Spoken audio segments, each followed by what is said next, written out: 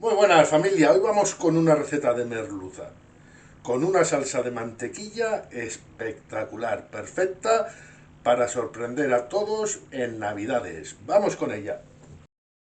Vamos a empezar añadiendo aceite de girasol, abundante aceite de girasol a una sartén o a una olla y encendiendo el horno a 180 grados centígrados. Seguido pelamos dos ajos, les machacamos así con el cuchillo y lo añadimos al aceite de girasol. Seguido, agarramos media cebolla y la vamos a cortar en juliana. Una vez la hemos cortado, la añadimos al aceite junto a los ajos. Ahora llevamos la sartén al fuego para que se vaya calentando.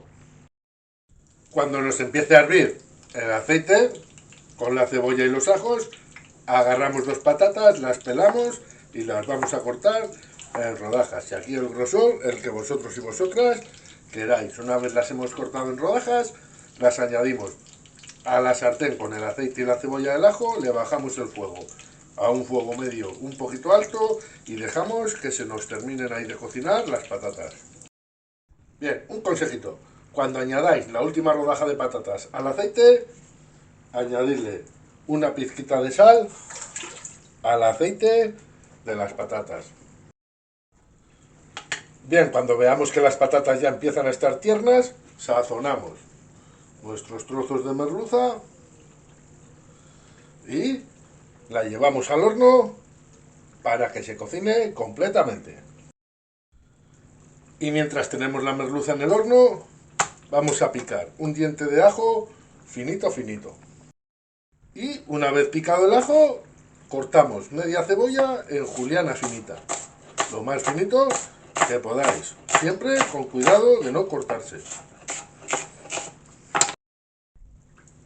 Una vez hecho, añadimos un chorrito de aceite a una olla, añadimos el ajo y la cebolla y lo llevamos al fuego hasta que veamos ya que la cebolla empieza a estar tierna, empieza a estar blanda.